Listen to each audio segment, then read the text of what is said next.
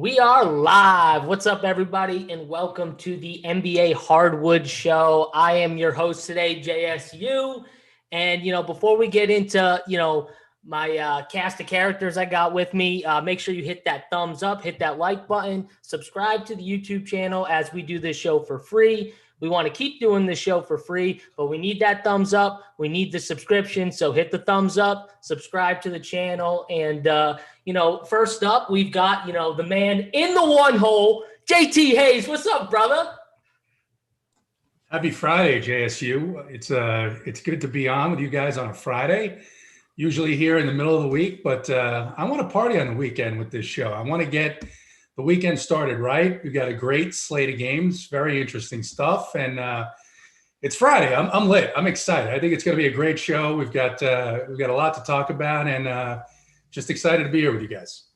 Yeah, and we're going to have the I'm pretty sure it's the Eiffel Tower play, if I'm not mistaken here. We're going to have that for you guys later today. Obviously we'll figure out how many likes we need to get you that Eiffel Tower play. And then obviously the man we got in the two-hole, Big T. What's up, Big T?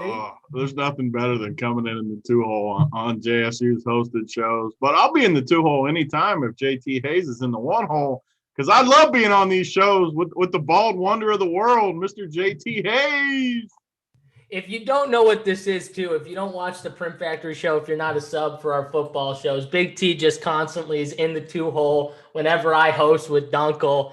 But I knew JT being on, I knew you'd be fine with taking that two-hole to JT. How can you not be fine being in the two-hole with a guy like that on the show? It's just an honor to be on here with him. I think I'd take the two-hole to JT, too, if I had to. I'd be fine with it. That's the thing about the Eiffel Tower, right? You use all the holes. So, this is the thing. Well, no Dame Lillard on this, so you got to get a little more creative for us on this slate. But we got a good slate here. We call him Lillard on this show, JSU. Oh, my bad. I'm not used to this show with JT. I got to get those things right. I got to call him Lillard. I remember that. My bad. Damian Lillard or whatever his name was, but he's not on this slate. Whatever his name was, that's what his name is. Okay, so we don't have to worry about him, though, Big T, because he's not on this slate. So stop acting like Holden and getting the people confused that he's not on the slate. That day when Holden did you see that day, JT? There's like a real good slate, whatever night it was, Tuesday or Monday this week. And Holden leads the show with like news from like 2 days later in the week. Like, I can't wait to talk about this Clippers news. They weren't even on the slate. Like, come on, Holden. Man, nothing. I would never be in the two-hole for Holden, for the record. Never. I can't believe my guy Holden would do that.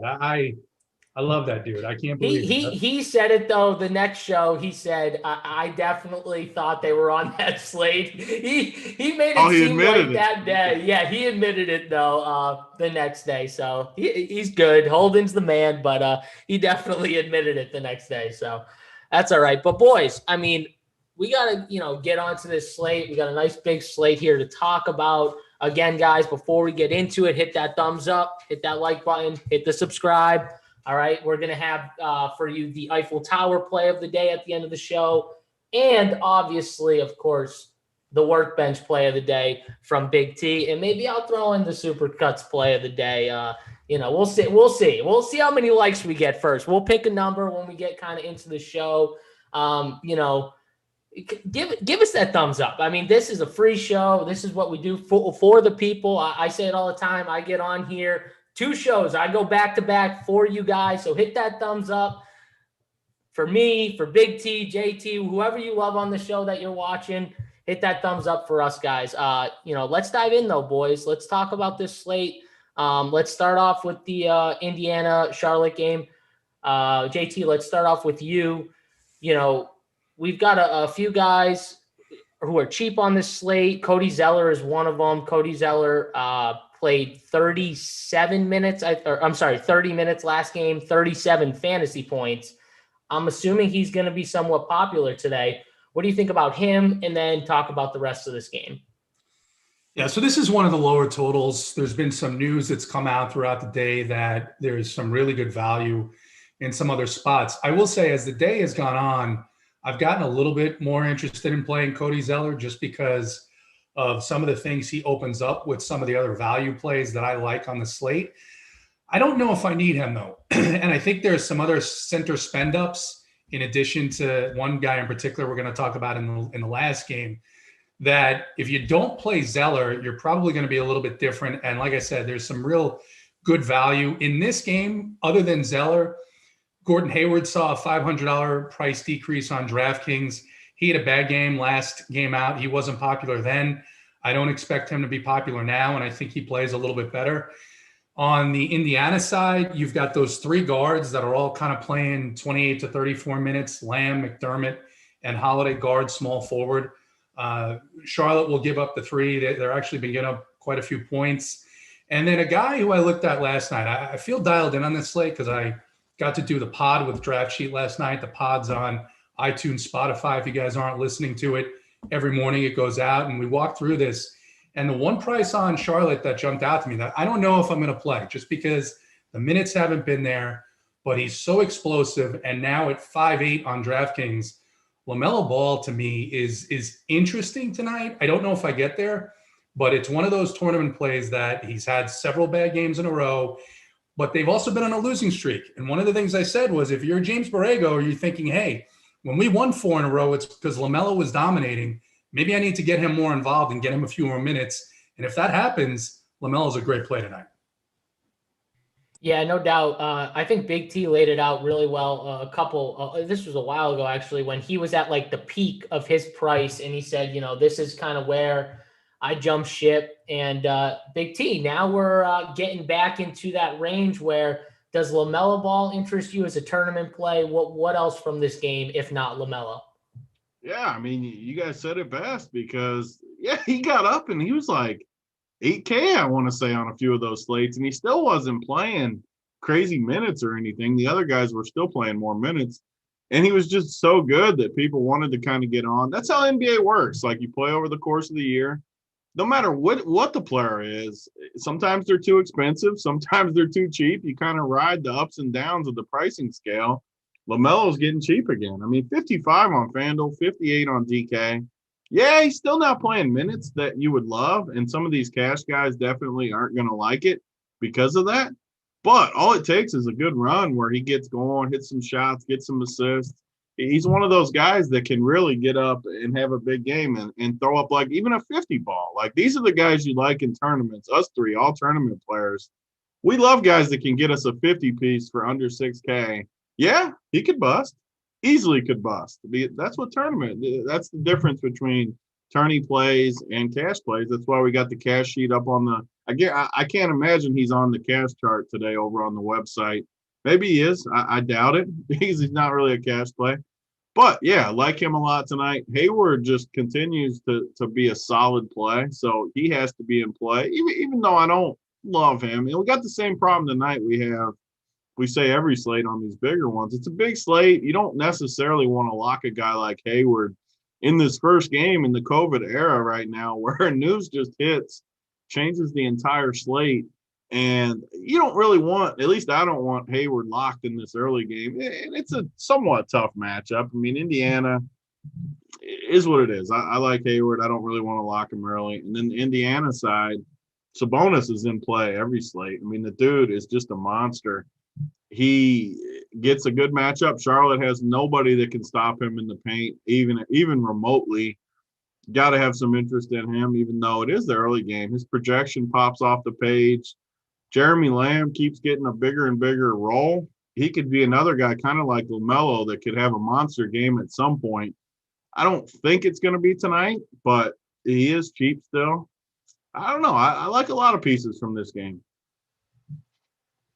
Yeah, for sure. I mean, LaMelo, what you guys are talking about, like, it makes sense, right, to kind of jump on. And now that he's somewhat in that mid-range, under 6K, if he gets you 25, it's not killing you. Yeah, you want more, obviously, but still, when he's 8K and he gets you 25 or something like that, you're done. You're done. Your night's over. So definitely a better way to go. This isn't a game I'm too intrigued with. I think right now with the value that we have, Zeller, is a value, but I'm expecting we get more news as the night goes on. And like Tony said, in this era, we could get news, 6:45, 7:30, like it could be right up to almost game time where we get news that someone big's out. So I'm not fully invested in this game at all. So let's move on. We've got the second 7:00 game, Atlanta versus Washington. Two teams who play no defense, and all they want to do is run around and play offense. Russell Westbrook should be back for this game. JT, let's start again with you here.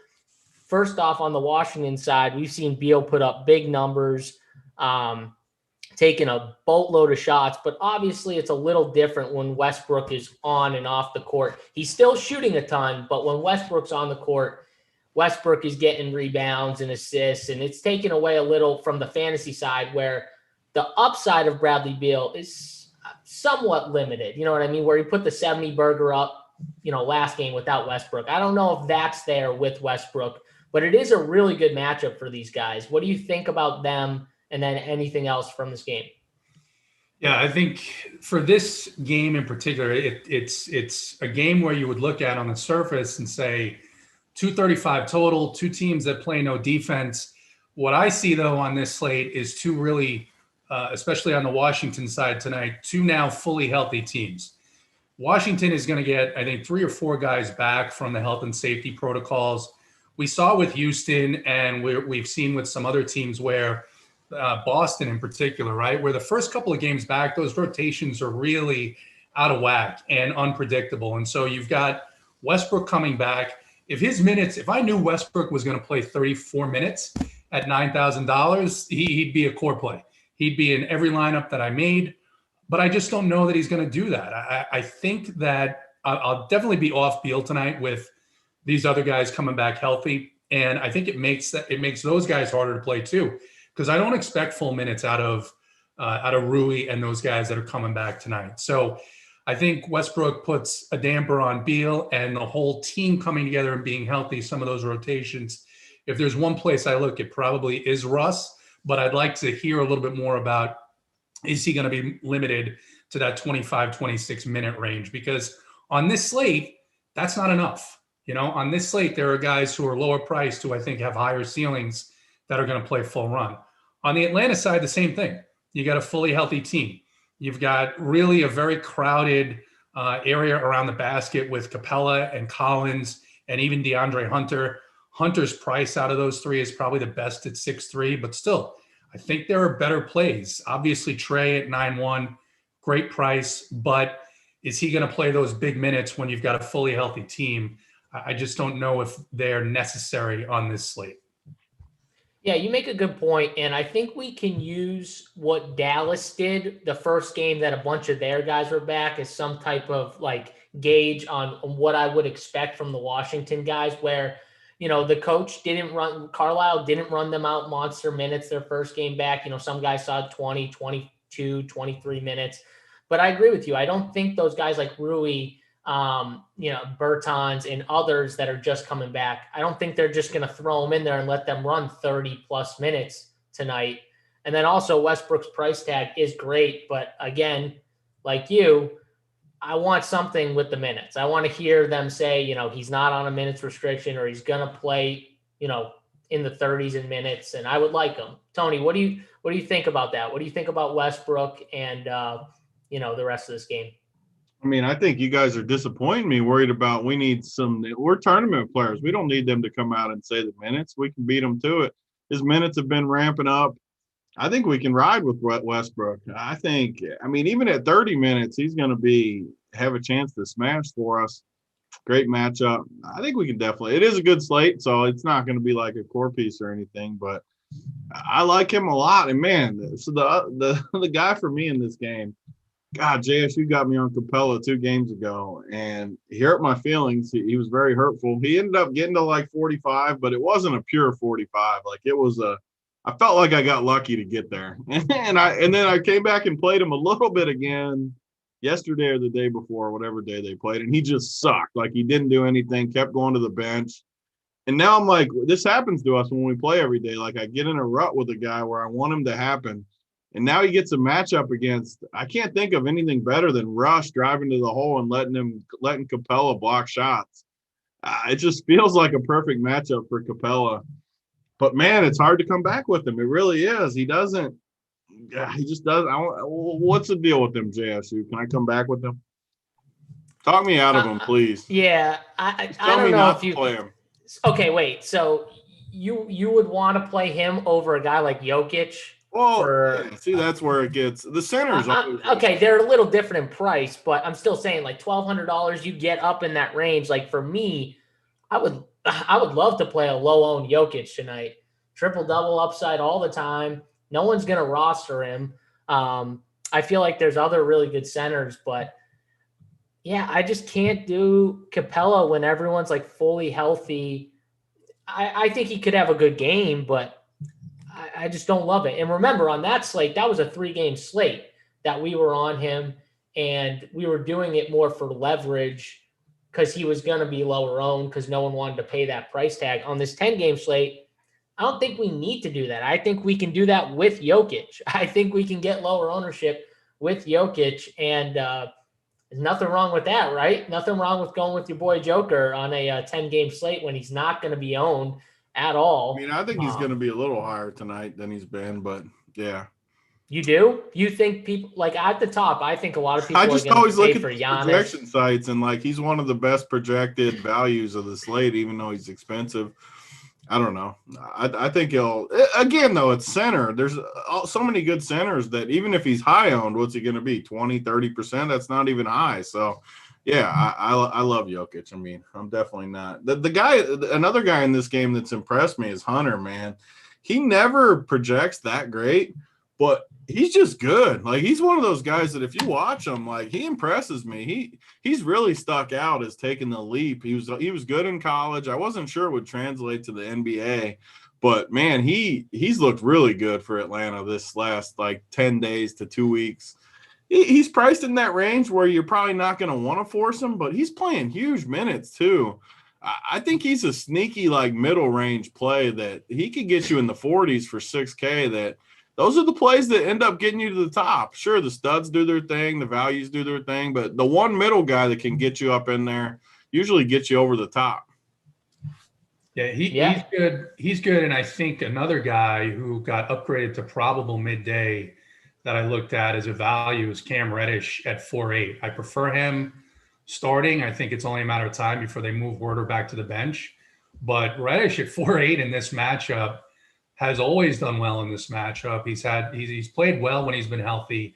And that midday upgrade, not having to wait until 20 minutes before game time, tells me that he's probably feeling a little better. And those are the two, I think, for me, main guys on the Hawk side that I'd be interested in. And then just to clarify on Westbrook, if I had clarity on minutes, he'd be a lock at that price is kind of what I'm saying. I do still have interest at 9K because I think a lot of people will, to what you're saying, say, he might be on a minute restriction. Whereas if he plays 32 minutes in this matchup, he could easily get 70. Yeah, the point was he's not a lock, which, again, he would be if he was run. Like, at 9K, Russell Westbrook in this matchup would be a lock if, no doubt, he was running normal minutes. But the fact that he's 9K and that's kind of cloudy makes it good for tournaments. But I don't want to say a lock because I'm not going to say that on a slate where, in my opinion, we got a bunch of really good plays, a lot of good point guard plays too that we'll get into, guard plays. So I agree with JT on that. Not to say he's not a good play though. DeAndre Hunter, I agree with you that he's looked really good. My issue is with guys like Reddish coming back. It might take away from him a little bit, and he's kind of getting up towards, in my opinion, where his pricing hits like his close to his, like the most we're going to see in that like mid 6K range, I think is where his price tag kind of levels off a little bit. So I think we're getting to the point where it's almost time, with everyone almost all back outside of Bogdanovich, really, to almost jump ship on him. But I agree with you. He is good. And the key with this game is he's been hitting the three, which he wasn't doing last year as good. And this year he's been shooting the three a lot better. Because when you play with Trey, you're going to get a ton more open 3-pointers. They're just not that, you know what I mean? They're going to force him to pass the ball, and he's going to get more looks in general. So, that's about it from this game. Trey's actually got more consistent too. I mean, I know they've had a bunch of easy matchups: Portland, Minnesota, Detroit, Clippers with their skeleton team, Brooklyn. But he's strung together 6 straight games of 50 plus. That's pretty solid consistency for a guy that's only 9K. So, well, I should say on DK, FanDuel 10-6. No, you can't do it there. But at 9,100 on DK, it's a nice little bump against a Washington team that you know is not going to defend. Yep, that is a good point, Tony. Look at the free throw numbers too. Getting to the line double-digit times in every game but one in his last 6. Telling you, that's a huge part of his game. When he's getting to the line, he's drawing fouls. He's seeing that ball go in because he doesn't miss free throws. Very rarely does he miss free throws. When you're a shooter and you see that ball go in on those free throw attempts, it just opens up the game so much. That's a key for him, in my opinion. So yeah, for sure. Guys, again, don't forget, hit that like button. Obviously right now we're running a promo code workbench21 to get you 25% off your first payment for all our premium content, core plays, cash chart, which Hoop and Mangone do. Obviously the Discord where we're in there answering questions all slate, NBA, NFL. We're going to have a bunch of NFL content rolling out next week for the Super Bowl. Showdown content, obviously. So make sure you check that out. Promo code is workbench21. That'll get you 25% off your first payment to Run Pure Sports. Check it out. Let's move on, though, boys. We got the Milwaukee Bucks and the New Orleans Pelicans. Big T, let's start it off with you here. So Jokic is, you said going to be one of the more popular spends, possibly. What about Giannis? I know he's your favorite, obviously. Talk about Giannis, what you think about him, and then anything else from this Buck side. Yeah, on a full slate, there's not going to be many times I play Giannis, honestly. I don't see it. So go to JT for a second. Yeah. Okay. So as we go on, JT, what do you think of Giannis? Because to me, I don't really love this matchup against New Orleans. They're not really pushing the pace as much. They like to pack the paint as well. So I think it's not as great of a matchup for him. But from the ownership that I'm kind of seeing right now, he's going to be pretty low owned from what I'm seeing. What do you think of a low owned Giannis? Do you like it? Do you not like it? Yeah, Giannis is a guy who on these, and I think this way generally about some of these guys at 10-5 and up on these big slates, and where there's value that pops up.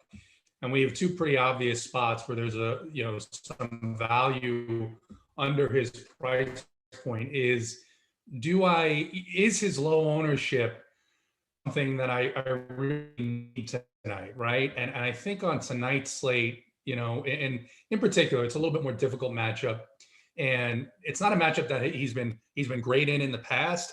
The team is fully healthy. It's another game where you got two fully healthy teams. So even though he's a great player, you could play him on any slate. Me personally, I'm going to go elsewhere with those salary dollars tonight. What do you think about the rest of the team? Obviously, Drew Holiday playing, his old team again. He's kind of in that mid, that low 7K range. What do you think of him? Anyone else from this game at all? Yeah, I think, well, obviously, let's start with Middleton. Middleton is a guy who, when you talk about consistency, this guy just seems to almost every game that he plays, he hits 40, 45 DraftKings points, right? 40, 45 fantasy points. That's a kind of consistency that not a lot of guys have.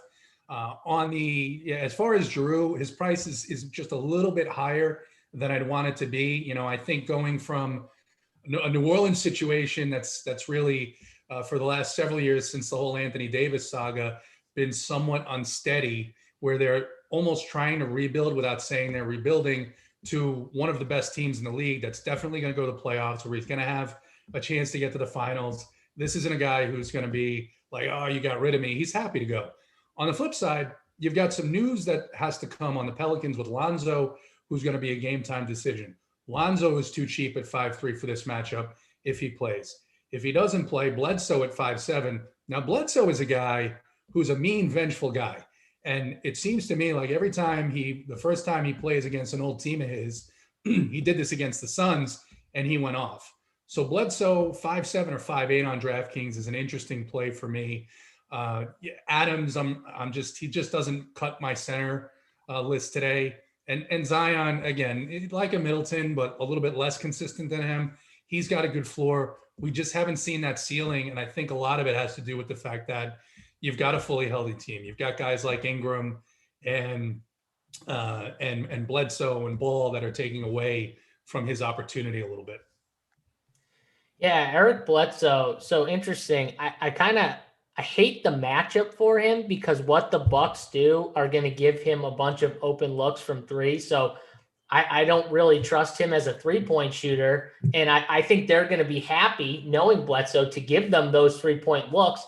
So it might translate into a bunch of open 3-pointers for Bledsoe. And so you got to trust that he's going to be able to make those open shots the way they defend. If he can, though, you're right. He might jack up a ton of shots. And one other thing I forgot to even mention, Lonzo Ball is a game-time decision. So Nickeil Alexander-Walker, who I think is a perfect fit in this matchup because he is someone I'd much rather trust shooting those 3-pointers than a guy like Bledsoe.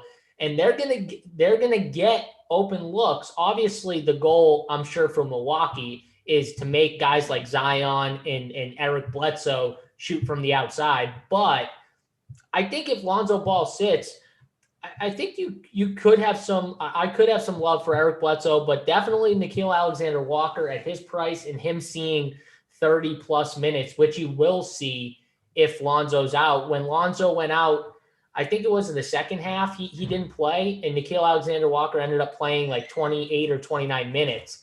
So he's definitely going to get the run if it's a close game. So I would definitely have interest in him. Tony, do we have you back? Are you here? That doesn't. I noticed you had an intruder. Do we need to send help?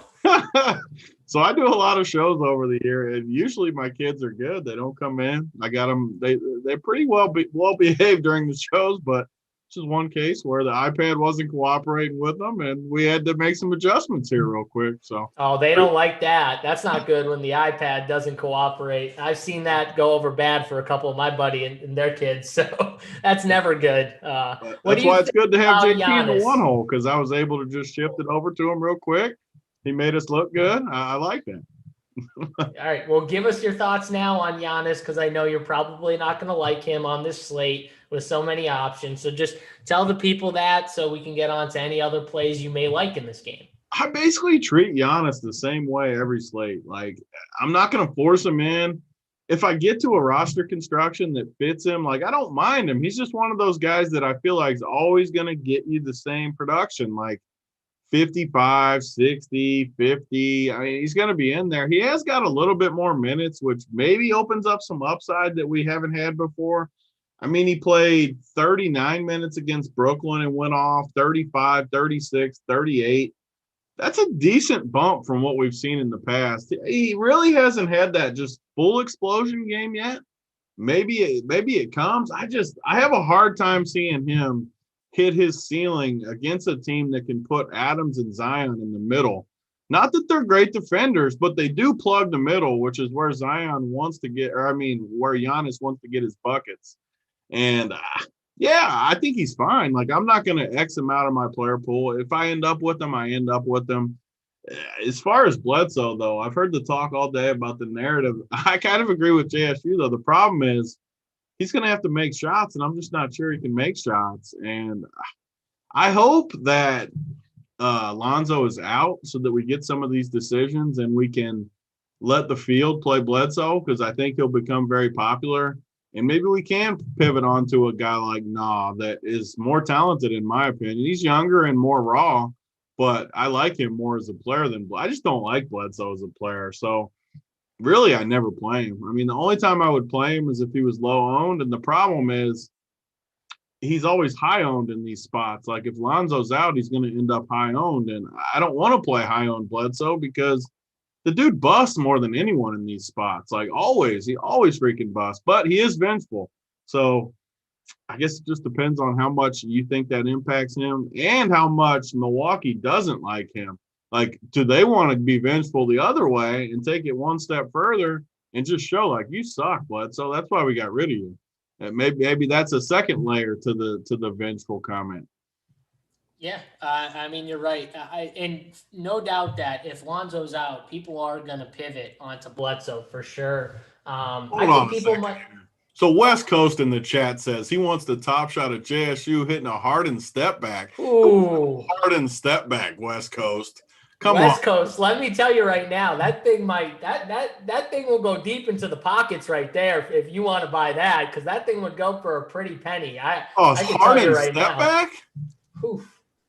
I don't know if it was a Harden step back, but I'll tell you right now, it was a pressure shot, and when the pressure's on, give me the rock because I can deal with the pressure. So, that's all I'm going to say on that. Big T knows too. He knows I deal in pressure spots. I like it. It. See, that's what we do. West Coast Gem, you can DM me later. I know you're in the Discord, so you can DM me later. We can talk about a price for that top shot. Oh, man. Let's move on, though. We got the Cleveland Cavaliers, the New York Knicks. Big T, let's start here with you now that you got Grayson out of the room.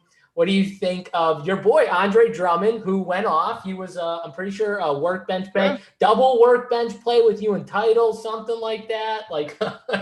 So talk about him. And we got to talk about that just to start with, too, because a lot of people were giving me shit for that because, you stole titles. Like, I always have my workbench play in my head. Titles swooped in the one hole right ahead of me. So then it came to the decision, am I going to stick with it, the play I believe in, or am I going to force something else in there? I stuck with it. Sometimes you got to go to the same lady. I mean, it happens. Happens to the best of us. She came through, though. Nice little 60 piece for us, so it all worked out. But, yeah, back to tonight. It's not a Drummond spot for me tonight going against the Knicks. They got some big bodies, but it is these guards like Sexton. I mean, 6,700.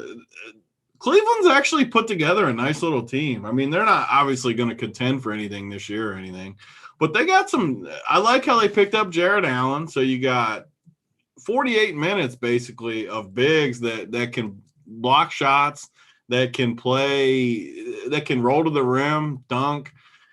They're just solid. And Sexton and Garland and even Chetty, Okoro I think is bad fantasy, but as far as NBA – he's a solid little player, so I like this team. And Sexton's to that point. We talked about the prices.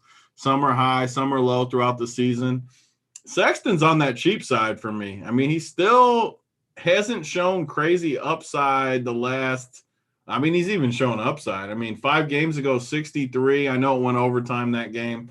41, 44, 32. Take away the Boston game where I believe they got blown out. Every other game, he's done good. He's going to play minutes in this spot. The Knicks don't have guards that are going to be able to keep in front of him. I actually think he's one of the better plays on the slate. And same with Garland. His price didn't really move, right? He's $5K on DK. He's 52 on FanDuel. That's too cheap for Garland, whose minutes are going to ramp up too. So I like both of these guards a ton. The other direction with the Knicks, I don't know about the Knicks. They're another team that has too many guys. I wish they had – who I really wish would get traded is Alec Burks. Like, he doesn't fit in on that Knicks team because we need to play quickly. Quickly is good, but they just bury him on the bench because of guys like Burks. Like, you should be playing quickly. He can develop for your future. Alec Burks isn't developed. Alec Burks is better right now. He's not better for the future. So let me see some more quickly minutes. I don't like how they do that, but give me the Cleveland guards. I'm not sure for the Knicks. Maybe you guys can find something there for me. Yeah, I mean, I think that I agree with you that Alec Burks just doesn't fit on the team in general. But Alfred Payton is the one that if you want quickly to play more, I think their minutes are somewhat connected big time. And we know what Alfred Payton is. Like, why are you playing him over a guy like Quickly who's super talented? It makes no sense at all. I think we're starting to see it, though, slowly, Tony, where his minutes are starting to come down. You've seen Peyton play like in the 20s the last couple games, and Quickly's minutes are starting to go up. Even in a bad game, Quickly still played in the 20s for minutes last game, which is like good. I want him in like Knicks. the 30s though. Like I don't even want him in the low 20s. Like I want him getting actual minutes. No, I agree. And I don't see why they wouldn't be trying to give this young kid minutes with the team that they have. But whatever. JT, what do you think of the Cavs guards? Big T really liked the guards. I agree. Colin Sexton's price tag is a misprice on DraftKings, I think. What do you think of him first, and then anyone else? Yeah, Sexton's a guy that, in this matchup, I think the game where he went off in the 60s was a game where they were missing some guys. I think Garland was out. I think it was the game before they got Jared Allen and Taurean Prince. So they might have had only 8 guys available. Definitely a solid floor play. And he does have that ceiling. The guy that I'm more interested in, and probably my favorite play from this game, is another guy that you mentioned, which is Darius Garland. This is a guy who was closing in on 7K in the beginning of the season. And he had a bit of an injury. He comes back. This is his 3rd or 4th game back. He's back in the starting lineup. And one of the best quotes, there's been so many good quotes by NBA coaches this year, but one of the best is from Thibodeau about a week and a half ago when the New York media was kind of pressuring him and saying, hey, what are you going to do with Quickly? When is he going to start? And he said, well, Elfrid has to start because of his defense. And that was pretty amusing to me because it's a spot where I love to pick on the Knicks at point guard because Elfrid can't play defense. So Darius at 5K is one of the most beautiful values on the slate tonight. And I'm going to have a lot of him. I don't know how much Sexton, just because there's another guy in that price range. He's actually at forward that we'll talk about a little later that I really like tonight. So I don't know if that's a price point that I'm going to get to at shooting guard. Yeah, makes a lot of sense. Attacking the Knicks with the guards, it makes sense in general, in my opinion. So I like it. I think that's it from this game. Any Randall love from either of you? No one talked about Randall. I don't really have any Randall tonight. Do either of you? Big T, do you have any Randall love? No, I don't like him at all tonight. No. I like I said, I think I want to be light on this game. I think it's still a 208 total, and we've got some juicier spots, and especially juicier spots for power forwards and centers. I don't have any interest on either side on the big men. All right. Well, before we move on, JT, we got 500 people watching this show. We got 174 likes. I mean, that's not bringing out the Eiffel Tower play. It's certainly not bringing out the workbench play. I mean, how hurtful is that to you? I mean, we go through this every show, right? I mean, every show we've got a coax and Hoop has to use the paddle. I mean, that was, you don't like to see that. You don't like to see that, but we might have to pull it out. We might have to say, you know what? If you guys don't pick it up, these plays aren't coming out. And we're not going to give them out in Discord either. We're just going to keep them to ourselves, and we'll win all the giblets. I like that. Guys, listen, I'll tell you right now, let's hit that thumbs up because I don't want to be like Hoop and have to hold these plays over your head, but I will if I have to. I'm a man of the people, so don't make me hold these plays over your head. I want to give them out to you. DFS production, that make them premium. Well, if we don't get the damn likes up, we're going to have to make them premium, DFS production. So hit the thumbs up.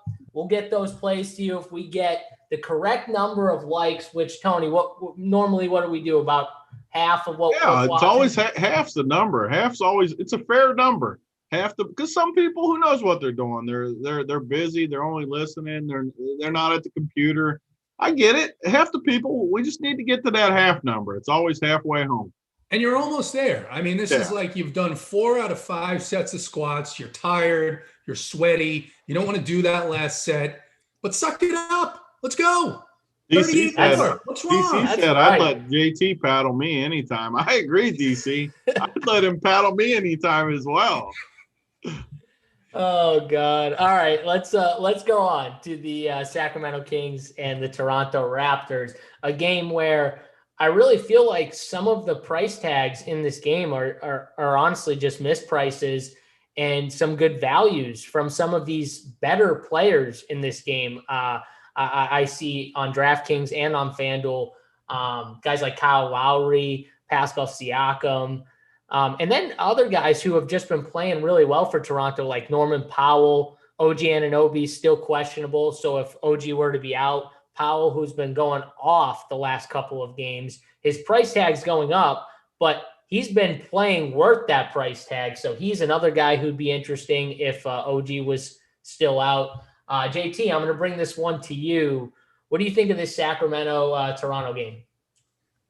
Yeah, there's a couple of games tonight where it looks like the algorithm got stuck in 2018, and this is one of them with, I think, Lowry at 7-1 on DraftKings, Siakam at 7-3, and it's a perfect opportunity to play Siakam, right? Because he's been kind of bad, and there's a lot of plays, a lot of value on this slate. And Sacramento is a team that really doesn't defend the center position well. I know they have Bagley and Holmes. They're, to me, at this point in their careers, much more offensive threats than anything I worry about defensively. We've seen a number of teams really do well. It wasn't so much Vuk, but Kem Birch had a big game against them the other night when they were coming off 4 days off. This game is it's in Tampa, so Toronto, it's a home game, but also Sacramento just gets to make a drive across the state. So this is a very interesting game on both sides. Bagley is still, his price only went up $100. And the thing with him, though, is, Whiteside is back now for a second game from his injury. And I just have such a hard time with Luke Walton. Bagley's a guy like Quickly, but Bagley's in his second year now, that should be playing 35, 36 minutes every night. There's nothing that's going to aid in his development more than being on the basketball court for 35 or 36 minutes. And it's honestly, it's malfeasance that Luke Walton isn't playing him those minutes. So I think Fox is a little bit too priced up. I'm not going to go back to Hild after a big game, but I do like this Toronto side against the Sacramento team that doesn't play any defense. Powell, it depends really for me if OG is out, because I think his price is right at his ceiling, and I think there's some better value out there. But if OG is out, I'll definitely have interest in him. Yeah, I see this where Toronto is the main side to attack, but I think if you're going to attack the Sacramento side, it's definitely with some of the bigs. I don't really want to mess with the guards against the guard defense of the Raptors, which is pretty solid with the defenders they have, like Lowry, Van Fleet, Powell, really good defenders. So I would definitely want more exposure to the forwards and bigs from the Kings if I was targeting them. Big T, what about you? What do you think of all these Raptors, first off? Yeah, so Sacramento, it's funny, JT talked about picking on them with bigs. They've been like the number one team all season for me, targeting the guards. Like, they just can't defend the guard position. They just can't defend anything. It is the best point you can make about it, because he's targeted them with bigs. I've targeted them with guards, and both have probably worked out well because they just don't play defense. So Van Vliet, I mean, he's always a guy that I want to play. And Lowry, their prices, whenever they're below 8K, and you can throw Pascal in there too. When these guys are below 8K, you get such a nice floor, minutes-wise, fantasy production-wise. You get a ceiling too. I've said it all year on this show, but these Toronto guys, you never feel bad about them on your team, like, ever. There's some guys you play and you're worried about, like, maybe they don't get minutes, maybe they don't get there. These guys, you're not worried about them. Like, the only thing you ever worry about, blowouts, fouls maybe, but they always get there. I would definitely like the guards more than Pascal, just because Pascal has struggled at times. But this matchup is so good that he has to be in the mix. I mean, you look at Pascal, 26, 29, 28, 23. He's had some miserable games in there. But this matchup is good, though. So I like these three. And then the Sacramento side, I don't know how popular Whiteside's going to be. The dude is 3K, though. He's the basement bargain for us. Again, I say this all the time about the 3K guys. If he gets us 15, we're fine. We're not happy. We're not thrilled. We're not going to the bench to celebrate. But, I mean, he's got 30-point upside. If he gets you 30 for 3K, all of a sudden you're playing Jokic and Giannis and whatever else you want at the top. I like him. Bagley, JT said it best. I mean, Bagley comes off a couple good games. He's looking good. And then all of a sudden just 21 minutes versus Orlando. was there foul? There wasn't even fouls, I don't think, in that game. I just don't understand it. It drives me nuts. Same thing we were talking about with Quickly. Play your young guys minutes. I don't know what it is with the coaching staff in Bagley. There's a disconnect there. I know the parents were talking trash. It's never good when your parents are out there talking trash as a grown man about your playing time. But it shows the disconnect with the team. I mean, I can't play Bagley until that on a full slate. I like him. I would. Like, if you guaranteed me, you guys use this for Westbrook. If you told me Bagley was playing even 30 minutes for sure, locked in, he'd be on every team I make, guaranteed. He's just a great play. But, man, you see that 21 minutes last time out. That's hurtful. That does not make you feel good when he's in there. So, I don't think I can play him. Rashawn Holmes looks decent, but I don't love that either with Boucher and guys like that in the middle to alter some shots. Whiteside's my guy on that side. 3K. I wish he wasn't. Obviously, he's going to be a center, but you have to use the center spot on him. I think there's some upside built into that 3K tag, though. Yeah, that's a good point. And talking about Bagley, I mean, if you watch that game, in the first half, he was dominant. He had a double-double, I think, in the first half. He was getting offensive putbacks. It seemed like he had like 3 or 4 offensive putbacks in the first half. He was going nuts. There was no reason. Now, if you told me, hey, JSU, there was a blowout and all the starters didn't play that much, and he got 21 minutes and De'Aaron Fox got like 28, I'd be like, okay, that makes sense. De'Aaron Fox played like 39 minutes, I think it was, in that game, or something like that. Harrison Barnes played big minutes, I'm pretty sure, as well, 37. All the starters besides him, for some reason, played huge minutes, and he only saw 21 minutes. I don't get it at all. Someone in the chat said he picked up too early, but yeah, I watched the second half of the game, though. Like, he could have been in there more.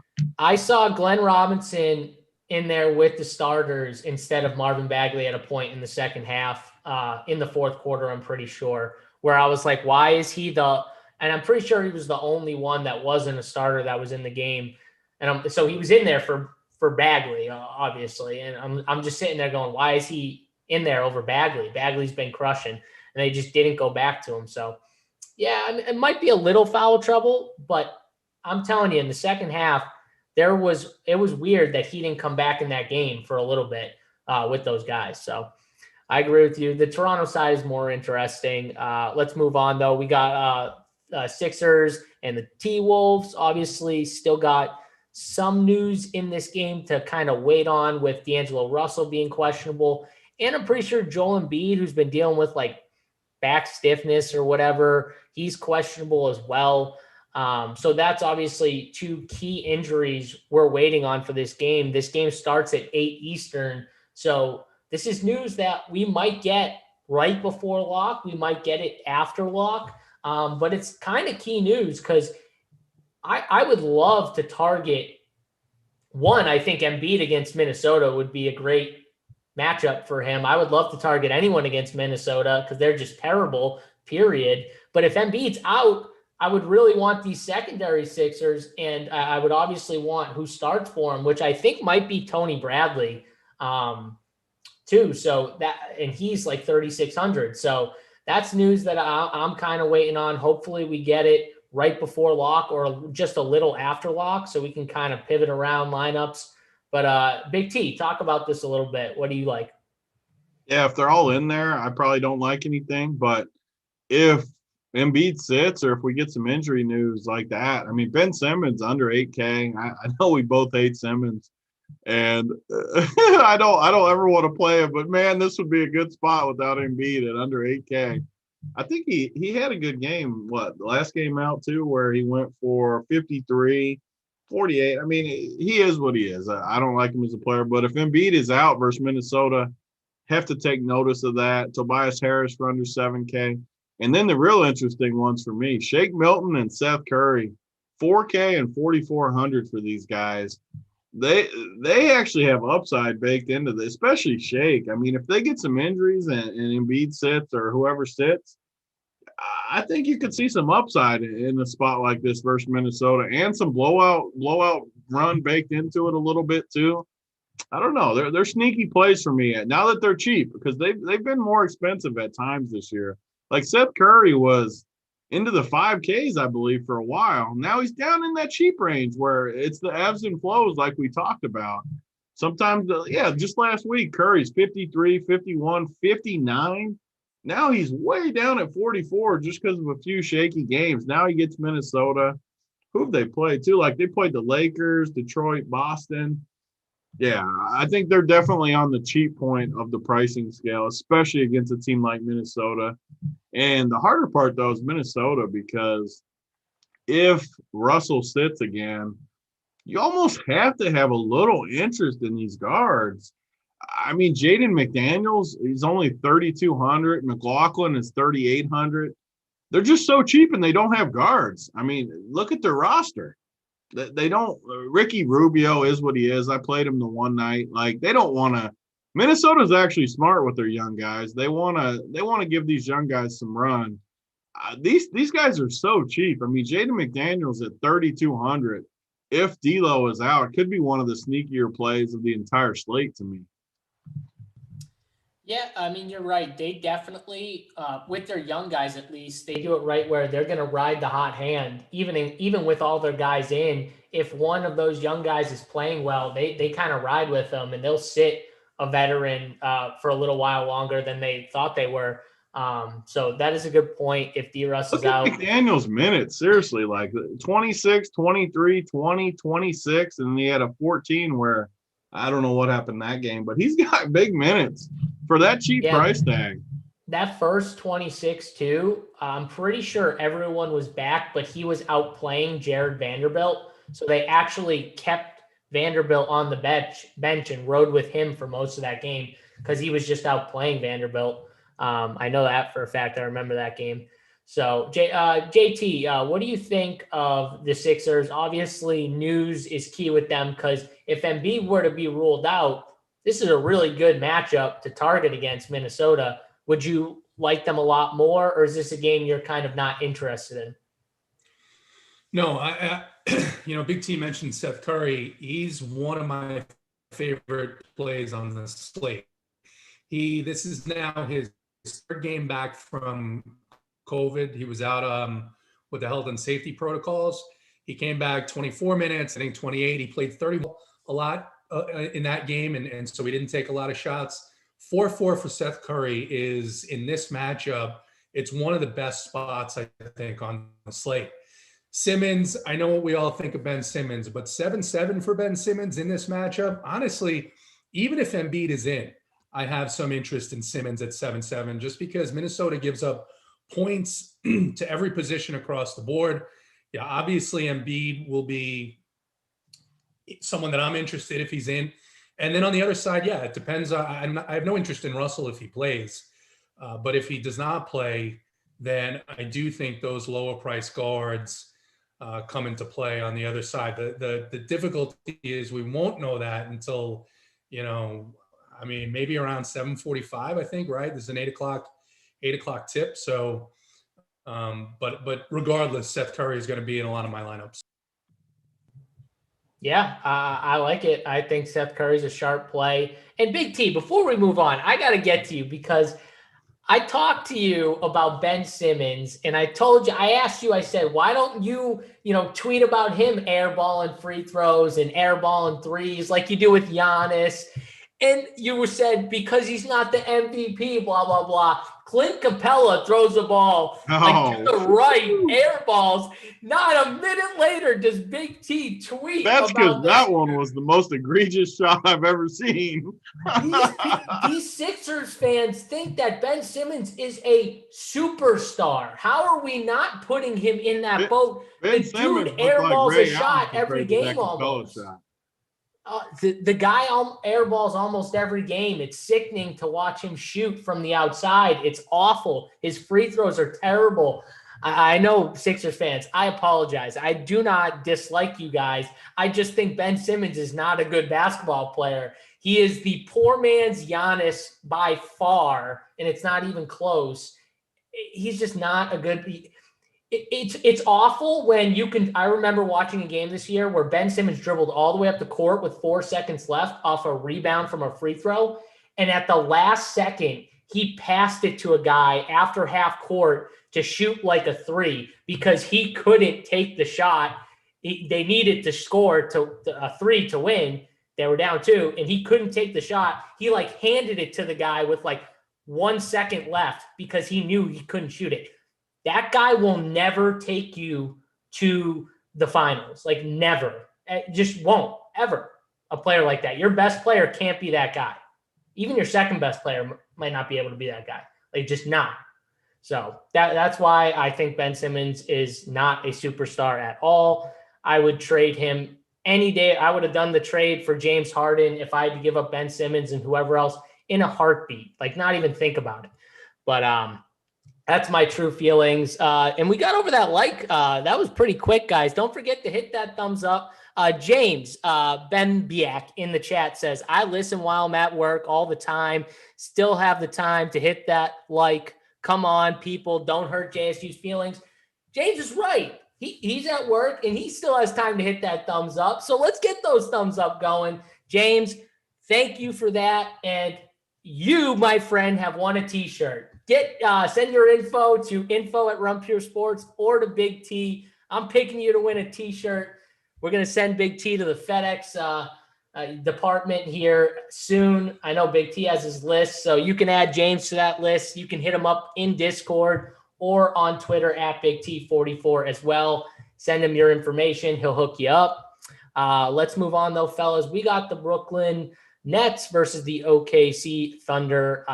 Brooklyn Nets obviously lose Kevin Durant for the night. He's going to be out for the night, and so that kind of puts James Harden and Kyrie Irving, thrusts them to some of the top spends on the slate. Big T, I'm going to start here with you. Obviously, there's a price difference between Kyrie and James Harden. On DraftKings, there's a $1,600, I'm pretty sure, price difference. But are these two guys you're targeting as spends, or is this some chalk that maybe you want to fade? Yeah, it's interesting, too, because I think Kyrie is going to get more attention, but I'm not sure it's deserved. I mean, Harden has at least shown us upside. I don't know. I'm torn because OKC, too, has pieces that worry me more than other people. Like, I know a lot of people look at OKC like a dumpster, but they got a lot of, like, guard defenders. I know Dort loved to play Harden last year in the playoffs. SGA is a good defender. They just have guys that they're going to at least compete, OKC always. I don't know what I agree that they're going to get all the usage is the problem. I mean, you look at just everything's going to go through them. So they're probably good plays. I agree with it. And I might even end up playing one of them. But, man, I don't feel as good as everyone's going to feel. Like, people are going to go to the projections. They're going to be like, Harden and Kyrie are great plays tonight. And I'm not sure I see it. Like, I think they'll get there because of the usage. But I'm not sure they got, like, crazy upside. And there's a little blowout risk baked into it a little bit. Maybe if it blows out, you lose that run. The guys I like more are on the other side, where I talked about Dort. He loves the matchup. He's pretty cheap. He's going to be asked to guard these guys all night. Other things like this Maladon dude, 3,400, should get run. He got a bunch of run last game with George Hill out. You got SDA, I don't like as much up top. I don't think you can play him. But these value guys, even Diallo, I think these guys are interesting. And your boy Horford, you were talking him up, Mr. Aaron Rodgers. You were loving Horford to start the year, and he finally had a blow-up game last game. You gotta enjoy the blow-up game.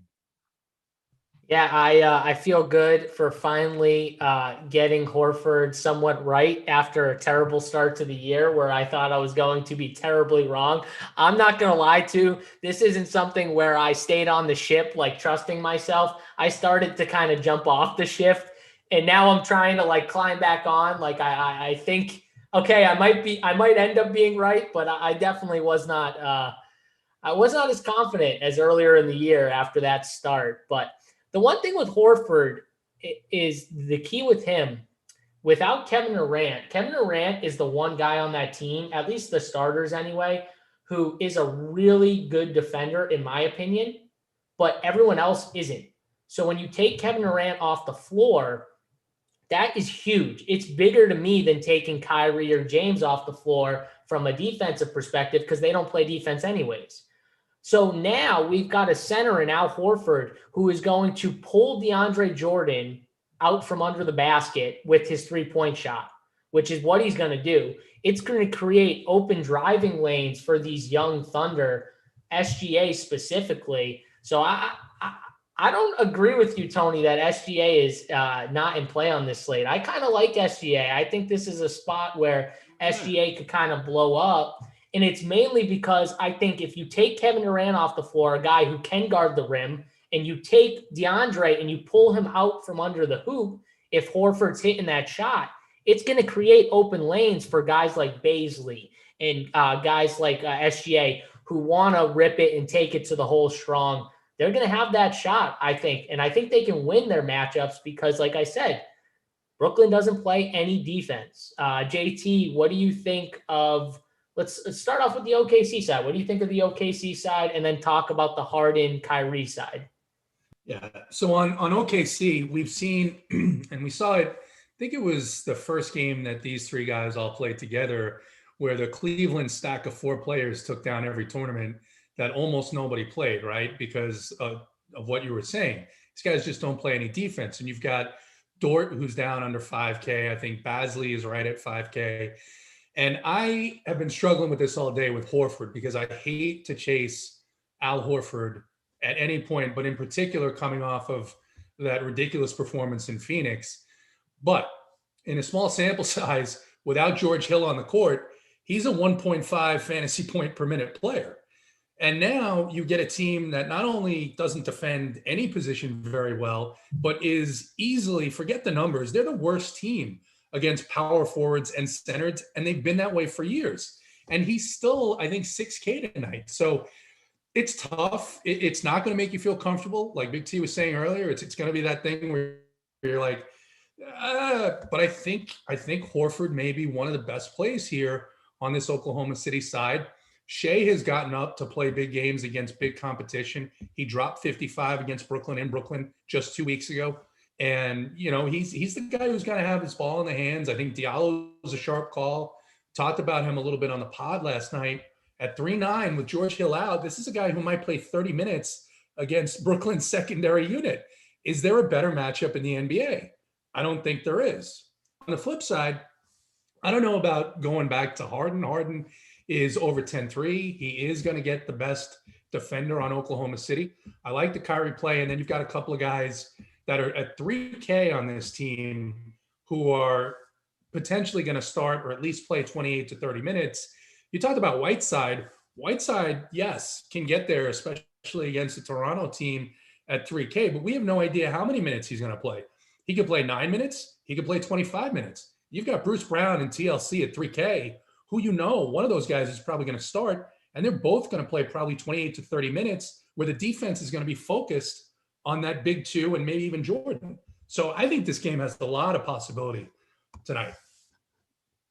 Yeah, the one guy I wanted to bring up because I think he's in play is Joe Harris. I think Joe Harris is someone who we can play on DraftKings at 5,200, gets a little bumped, three-point shooter, but with no KD on the floor.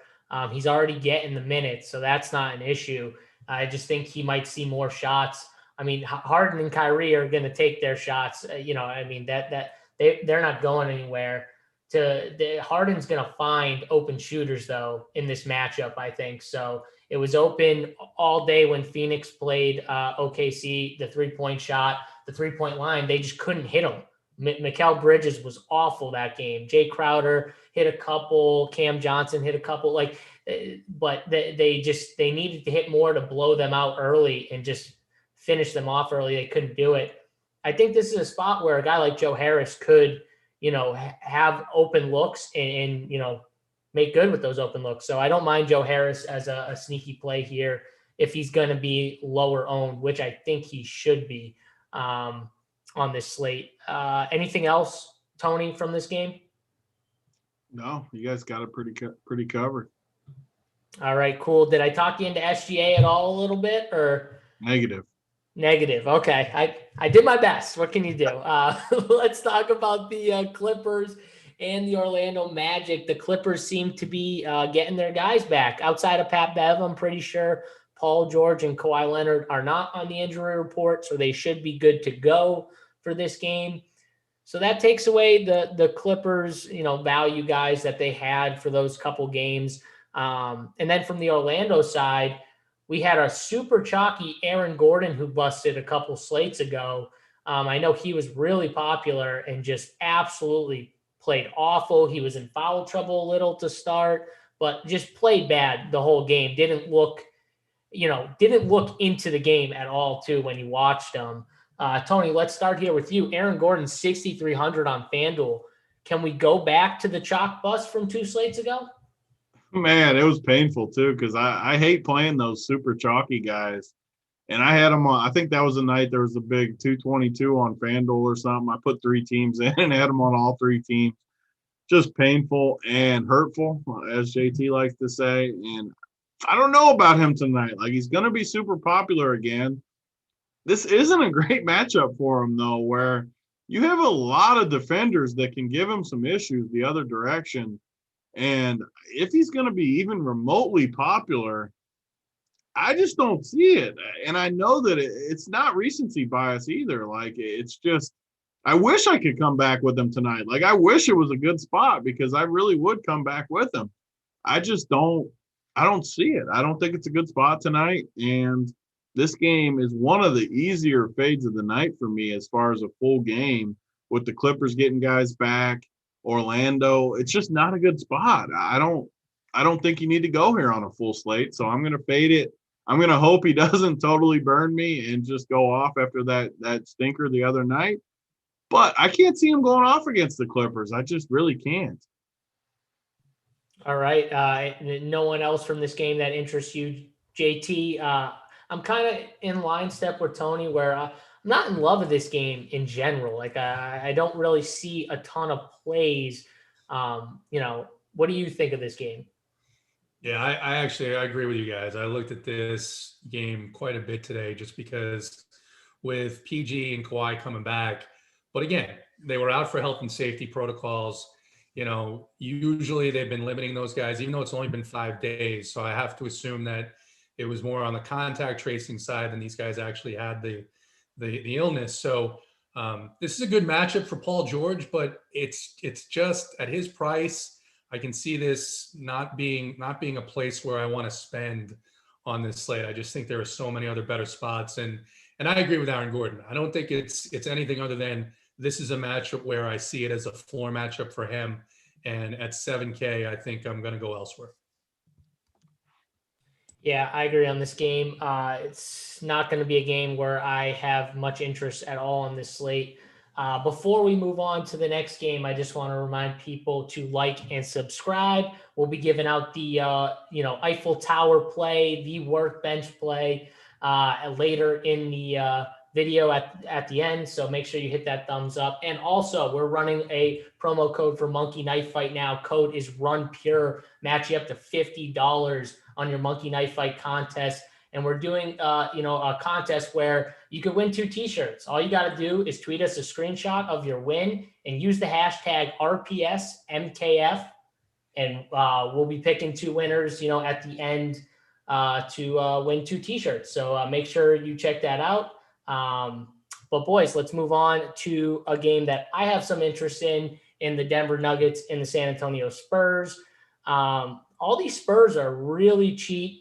We got DeJounte Murray at 6.1K, who's a player who I've loved him since he's came into the NBA, thought he was going to be a stud.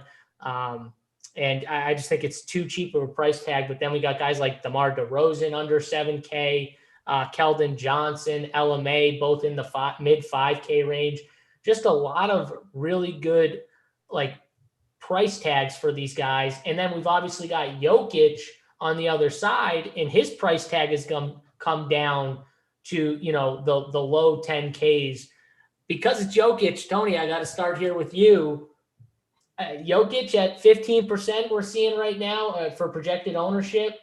I'm actually shocked. I thought he was going to be somewhat lower owned just because with Michael Porter back and he's shown 2 games where he's put up, 40-ish fantasy points. So I thought people might be off, but maybe the price tag's pulling him back in a little bit. What do you think of Jokic here and then the rest of this game? Yeah, Jokic, I mean, every slate, and my feelings are it's going to be predictable for me always, but his price is down a little bit more. The only reason he's popping at a higher percentage is because he's literally like the top projected play on all these optimizers. So he's definitely going to hit, and he definitely should hit because he's going to crush. And the Nuggets have slowly got it going too. They've won a few big games in a row over some decent Western Conference teams. They look like they're starting to click. And Jokic, yeah, his numbers haven't looked as good, but if you've watched the games, he's been the same. It's just been a blowout and just random things to where he didn't get there. Love him again tonight. Can't wait to come back with them. Denver's at full strength though, so I'm not going to play any of these other Denver guys until some people are out. Denver's going to be a really easy team for me unless prices change or unless something changes. Just Jokic. And then again, I'm always going to target them with wings, athletic guys that can get to the cup. And the Spurs do have some of those guys. DeJounte at 6,100 is a very, very strong play tonight, I think. I don't see how Denver's going to handle him. He's in consideration for the workbench. I need to reevaluate the list here. He's definitely in play for that because I think he crushes in this spot. He's in a really, really good spot. So sign me up for him. DeRozan, I don't usually like DeRozan, but again, wings against Denver. They can't guard wings. I'm okay with DeRozan. He's less than 7K. His price is kind of on the decline. That would be where Lonnie Walker even continues to be super cheap. Again, he's another wing that's pretty athletic, pretty active. That's where I want to go. And I like this game a lot too. I think this game could be better than people are thinking it is overall because everyone looks at totals now. This total's fine. I mean, this 222, 223, it's not massive, but it's good enough. And I like these guys.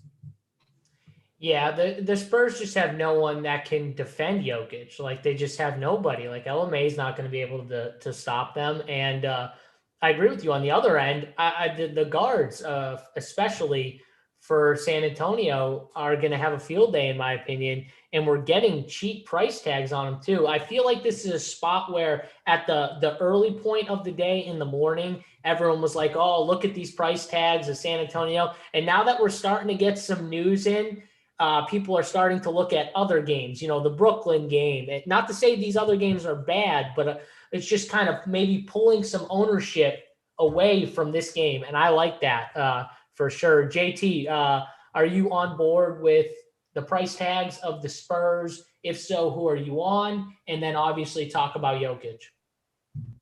Yeah, I love this game as a whole. I think everyone pretty much in this game is underpriced. I think DeJounte Murray on the Spurs at 6-1 is probably one of the best per dollar plays on the slate. And, Aldridge at 5.5, nobody likes to play Aldridge, so it's not a guy that you would ever lock. But Aldridge at 5.5 has always beaten this price. Doesn't matter what he's done the game before. Doesn't matter what's been going on. He beats this price. So him, Murray, and DeRozan definitely.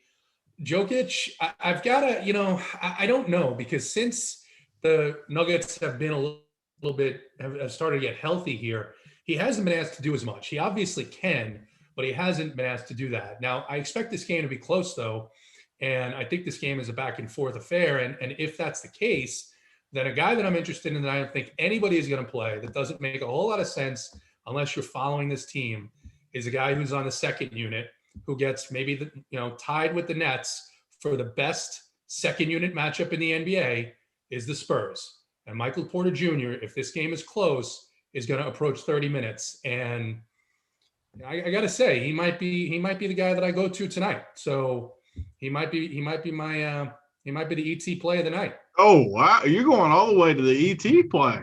Yeah, I think he's been, Malone had a quote the other day. I'm sure you know this. He said, hey, everybody gets worked up about who's starting. The big deal is who's finishing and who's playing minutes, right? And Porter in a close game, he did it against Dallas, then his price went up, and they blew out Miami, and they didn't need him as much, and he played fewer minutes. this game gets close because the Spurs can score, and I think the Spurs are going to easily, Denver's going to score easily. I think this game overshoots the total, and I think Michael Porter Jr. has a big game in leading that second unit and then closing with the first. I mean, this Eiffel Tower, the screen up right now. If you're not looking at it, look at the screen because Simon's got the Eiffel Tower with the just everything so good. JT looking fresh, I will say, just looking straight fire. But we'll definitely give that for sure play. But JT pretty much hinted at it. Give it to you guys. Thinking about it. It's not thinking about it. I got another one. I will say though, I like that call, JT, because he is going to be the Denver guy that will be unowned at his price tag.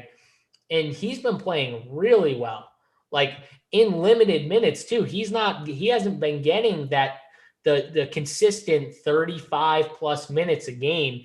And he's been putting up big numbers. So in the Miami game, like you said, it was a blowout. So they didn't need him to play more minutes. But I like that call, especially with the way San Antonio plays. They don't play with like a natural 4-5. Like they play Rudy Gay from the bench as like he's a 3 that plays the 4. But so you're going to need more versatile like wings and forwards to defend the Spurs because they play guys like Keldon Johnson at the 4 and DeMar and Lonnie Walker. And DeJounte. They start with those 4 in LMA. So it would make sense if they're playing that a lot of this game. They play Patty Mills a good amount of minutes off the bench. If they're playing kind of smaller, it would make sense for MPJ to play more specifically in this matchup. But I like the call. So let's do that. Before we get to the last game, though, we did get some news that I wanted to touch on. I know it was in the chat a little. OG Anunoby is out. So, I mean, I think this just thrusts back into play. Even though he's expensive on DraftKings, I still think Norman Powell is a solid play today. We talked about, getting these guards. I mean, he's been playing so well. He's definitely in play 6,200 on FanDuel in that range where I'm looking at, I don't mind him in that range. Big T, let's start with you. Does this news change anything? Were you expecting it? Yeah, I mean, I was kind of counting on it. I mean, it makes me like the guard. I mean, I struggle with Norm because honestly, I feel like he's overpriced, but he has been good. It's been a short sample, and it was against decent teams though, too. I mean, he played 40 minutes, 39, 36. I feel it's one of those things that like my eyes tell me something different from what the stats say. I feel like he's overpriced, but the stats to say different. I mean, he's played a ton of minutes and he's been good. So I have a really hard time paying over $6K for Norman Powell, though. I'll say that much. Here's how I look at it. Like, okay, when you look on FanDuel, he is $2,100 from Fred VanVleet. I can get there with Norm, but then you go to DraftKings and you look at Norman Powell's price tag relative to his teammates, and you say, okay, he's 6,200 on DraftKings as well, but Pascal Siakam is $1,000 more, right? Kyle Lowry is, $800-900 more. So now Fred VanVleet is like 1,300 or 1,200 more. So now we're getting into like, okay, I can get $1,000 to get up to one of those better players over Norm, but I do think on FanDuel specifically at that range, I think he's still somewhat in play.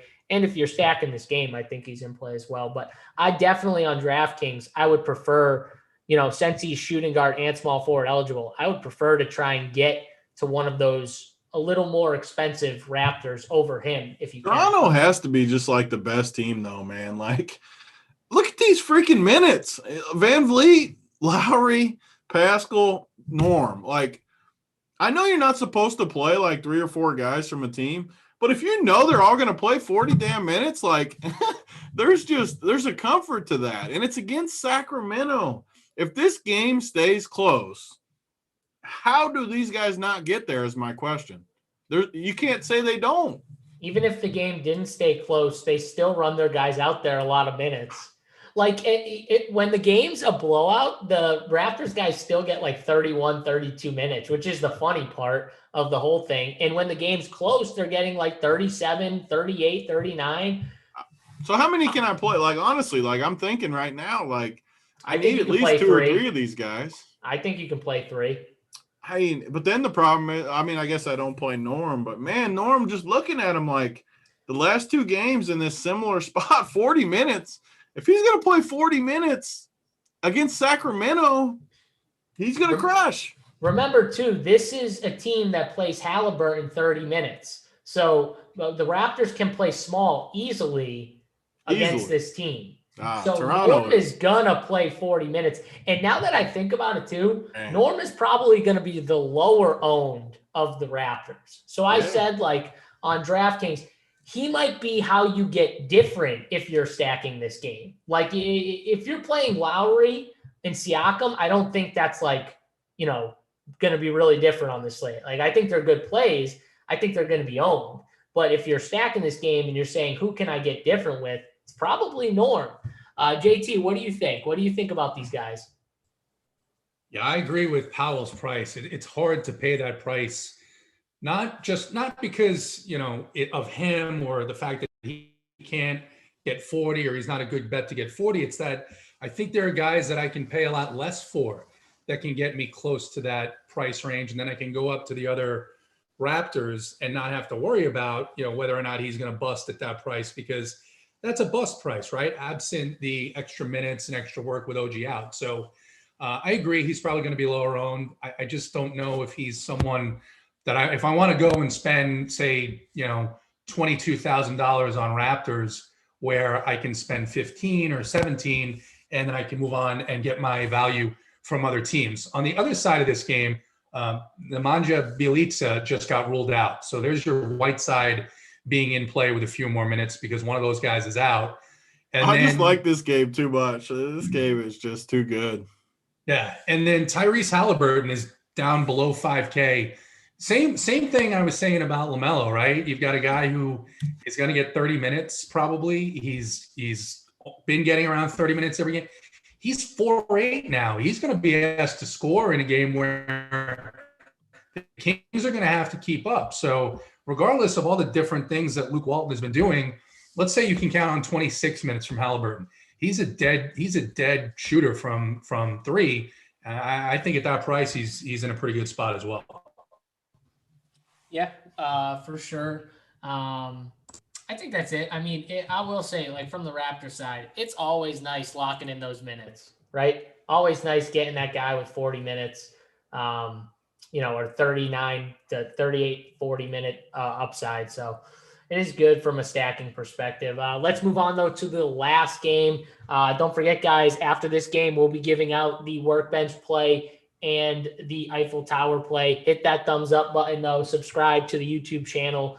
Don't forget about all the premium content we have coming your way. If you want more of the takes, core plays, cash sheet, that man going and hoop do, Discord, we're going to be doing a ton of Super Bowl content. You know, right now we got a promo code Workbench21, get you 25% off your first purchase at Run Pure Sports. Head over there, check it out, give us a shot. DC does a weekly article Monday through Friday. I know that article's posted for the premium members. So we got a ton of content going out. So check that out. But boys, let's talk about the last game. We got the Dallas Mavericks and the Utah Jazz.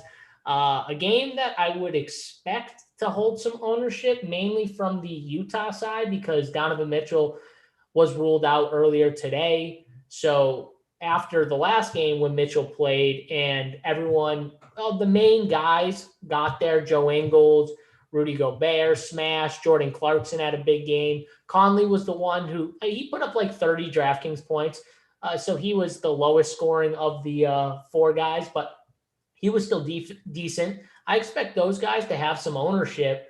JT, let's start with you.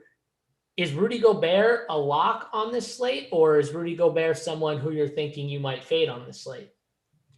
Yeah, I think Gobert is probably close to a guy. Him and Ingles are probably guys that I think the spot is just too good. Their price is didn't move nearly enough after those monster performances.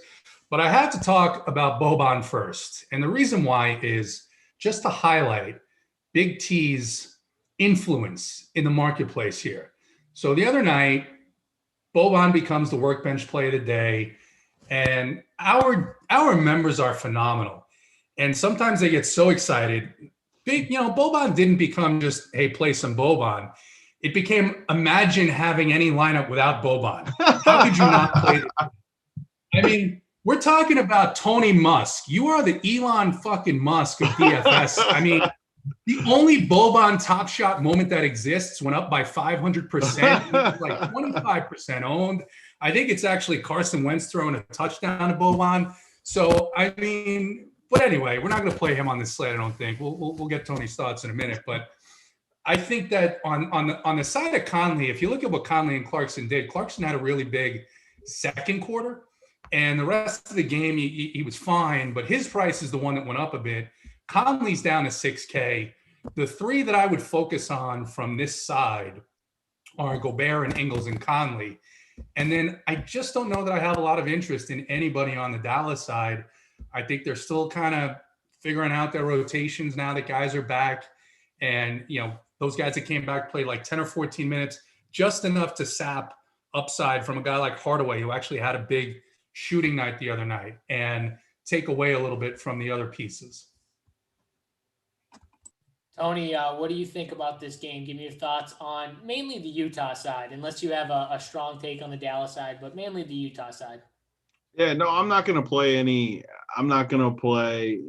Dallas guys. Even Luka, I don't think this is the right spot. They have guys that they can throw at Luka. Yeah, I mean, it's just like Giannis. I mean, anytime you tell me you're going to play Luka, fine. I'm not going to say it's a terrible play because he could crush, but we got a lot of stars on this slate. I'm not going to go there. Utah's interesting, man. And I will say, I know I bring this up a lot, and it probably isn't going to come into play hardly ever. But, man, I get worried when there's only one late game in the COVID era because if something happens, there's just not pivots there. Probably doesn't mean anything. This is just in my head. Take it for what it's worth. It's in my head, though. If there's ever just one game, and maybe it has to do with playing a lot of college DFS where you get stuck sometimes with the late game and stuff happens and you get screwed and have to pivot here and there. And I don't know what it is, but the problem is these plays are good plays. I mean, Gobert's too cheap coming off exact same matchup, right? They played the same matchup the other night. Yeah, just crushed the same matchup. Been good without Mitchell. Clarkson is crushed, but Conley, I mean, all these guys are in play. It's just a matter of what fits. The four, I guess I would rank them Gobert 1, Clarkson 2, Conley 3. I'm still on Ingles 4. I know he smashed the other day. I still don't like him as much in this spot. Maybe I'm right, maybe I'm wrong. He is cheap, so he's definitely in play. He's definitely going to be chalky. I'll probably be lower on Ingles than the field, but I don't know how many of these guys to play is my decision. Maybe I just play two of them. I am a little nervous, though. I'll be honest. I'm a little nervous that it's the only late game. Yeah, for sure. Joe Ingles, he had a ton of potential assists. I know he ended the game with 8 assists. I think he had something like 15 or 17 potential assists. You need to charge your AirPods is what you need to do so that your sound doesn't go in and out. Are they going in and out? Oh, my bad. Well, we're getting to the end of this show, so I better do that before the next show that's going to come up. So let's get the plays for the people. We'll start off with the Eiffel Tower play of the day, brought to you by our own JTHayes. Yeah, poor JSU is going to be talking for like 4 hours straight. What a man of people. I mean, just a blue collar guy, just giving you guys every ounce of blood and sweat that he has. And we can only get to 314 likes. You guys, I don't even know. It's hurtful. It's hurtful, JT. I appreciate it though. Yeah. So look, in all honesty on this play, I think, I was between Seth Curry, who I said is I think one of the best values on this slate, regardless if Embiid is in or out.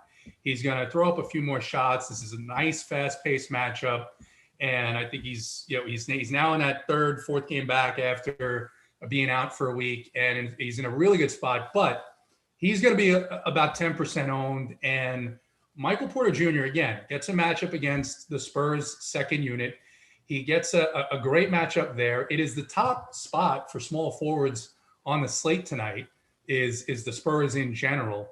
And I think that if this game is close like I expect it to be, that he's going to get a lot more minutes and he's going to get a lot more usage. And I think he can go for 50 to 53 points tonight. And so Michael Porter Jr. is the Eiffel Tower play of the night. Tony, Michael Porter Jr. That must make you feel good. You love some MPJ. You're with me. We're MPJ fans here. Yeah, I'm definitely as big of an MPJ guy as there is. He's been amazing too since he's come back. I am definitely way more skeptical about MPJ than that, but the Eiffel Tower gets me halfway home. I mean, I'm 6 to like 10 p.m. I'm ready to get to midnight with JT. I'm definitely going to play some shares now too because I need to be a part of the Eiffel Tower and my boy MPJ. I can't miss out. So what is this? So I hate when the chat does this. Someone in there writes Norman Powell's questionable. I don't see that anywhere, but that changes a lot of my plans if he somehow is questionable. That's actually true. It just came up. It did just come up. Yeah, I was gonna bring it up right after you gave your workbench play, but like that changes a lot because honestly, like if he's out, I think I have to lock all three of those Toronto pieces. Like I'm just looking at the roster, and if he doesn't play, man, I mean, it opens up a lot of other guys too. Even like dudes like our boy Terrence Davis, and I think those three guys are like total locks if he somehow doesn't play, which we need to keep our eye on it because it's such a good spot and I like it. So maybe I want him to be out, honestly, because I don't love the price and it would make me just play the other three guys in there completely. But Tony, you're in luck though, because we have a show leading up to lock if we get this news to break it down. So if you're not a premium member, get premium, use a promo code workbench21 will get you 25% off your first payment, and come join us because I'm gonna jump right back on in about 5 minutes after Tony gives his workbench play of the day. Big T, what we got? Yeah, so there was a lot of contenders today, but honestly, as we were doing the show, I had a few guys in mind. But when we talked about the Spurs, I got to go with my boy DeJounte tonight. 6,100 on DK, 7,500 on FanDuel. No one's going to play him on FanDuel. He's 7,500 on FanDuel. I'm telling you to play him on FanDuel too at 75. I think we could get a 50 piece or so from him tonight. And I mean, obviously he's a better play on DK. He's 6,100, but literally no one's playing him on FanDuel. And this spot is prime for Mr. DeJounte Murray. So we got both of our plays again, the Eiffel Tower in the same game. Good things happen when this happens for the Eiffel Tower and the bench. So I like where we're at. Well, I love it because I was going to give out DeJounte Murray as the easy play of the day. And I was going to say the same thing about FanDuel. When I was looking at it and building a team, no one is going to play him. Literally no one. On DraftKings, he's going to be owned. On FanDuel, what people do is they'll say, oh, I have shares of him on DraftKings, so on FanDuel, I'm not going to play him. Well, if you think he's a friggin' good play, you should just play him, especially at lower ownership on another site. Honestly, you should play him more on the lower ownership site for sure. But and on FanDuel too, when guys are priced like that, like he doesn't need to get as high, like because he's going to be so low owned. If he gets you just in the mid 40s, like that's still good. Like there's nothing wrong with that because no one's on him. It gets you a different roster build, which is more important than almost anything. Right. I love it. I will definitely be on it as well. But guys, we're going to get out of here because I got to jump on the final countdown show with Holden. So for me, JSU, JT, Big T, good luck in your contest.